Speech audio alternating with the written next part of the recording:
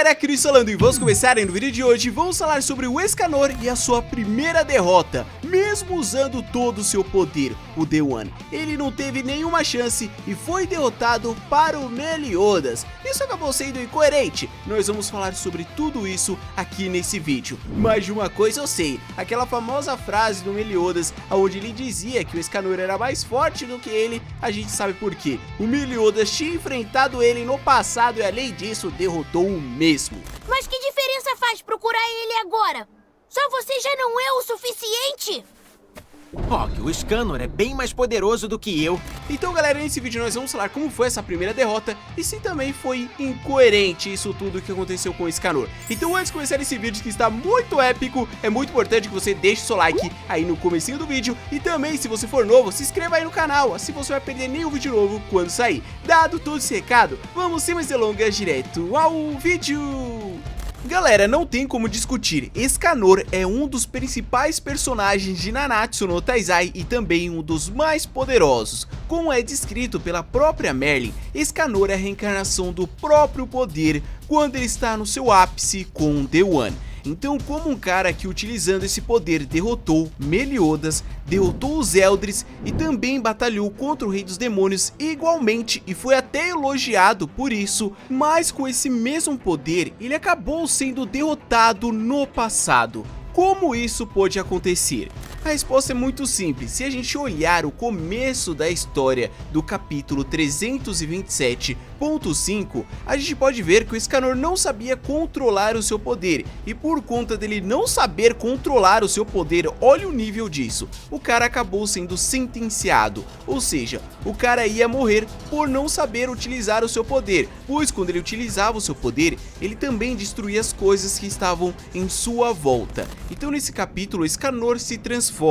Ainda não tinha chegado no meio-dia, mas ele já estava lá boladão. E ele, com essa transformação, ele dizia para o Meliodas não se aproximar dele, pois ele não garantia nada, nem a vida do Meliodas. Ou seja, quando o Escanor ativava essa transformação, o cara enlouquecia de tal forma que a gente vê nesse capítulo ele dando um soco em Meliodas, e logo depois que ele dá esse soco em Meliodas, ele fica completamente decepcionado por não conseguir evitar aquele soco, pois no mangá fica claro que ele não queria dar aquele primeiro soco em Meliodas, e depois que ele vê que ele não consegue controlar o seu poder, que o cara literalmente fugiu, correu de medo por não saber controlar o seu poder e não querer machucar ninguém.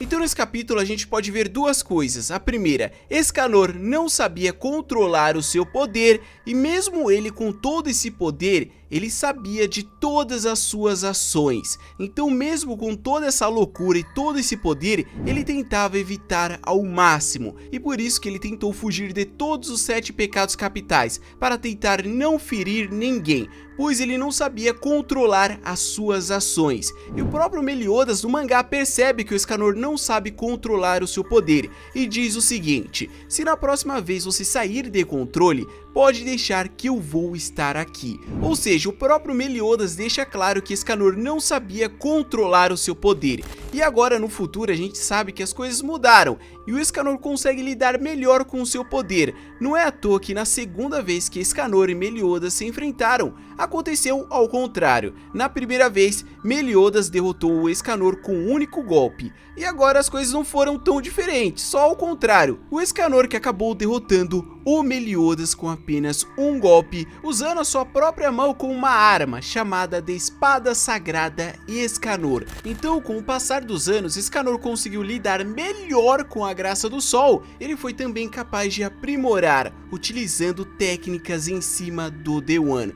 como essa espada sagrada Escanor. Nós também vimos ele utilizar a sua dedada sagrada em cima dos Eldris, então além dele se dar melhor hoje em dia com a graça do sol, ele também foi capaz de usar técnicas em cima do The One. Então, depois de a gente falar isso tudo, a resposta acaba sendo muito óbvia, porque o Escanor perdeu aquela vez, provavelmente foi a única vez que ele perdeu utilizando o seu The One. Ele não sabia lidar com tanto poder, ele não tinha controle nem mesmo de suas ações, então por essa falta de controle, acabou causando a sua derrota. Lembrando que hoje em dia o Escanor lida melhor com a graça do sol, não é à toa que hoje em dia ele é capaz de usar o The One sem perder a sua sanidade. E falando nisso, só para me medir o nível de poder, o Escanor lutou de igual contra o Rei dos Demônios com seu poder original, lutou de igual para igual, e por conta disso acabou sendo elogiado pelo próprio Rei dos Demônios em pensar que poderia existir um humano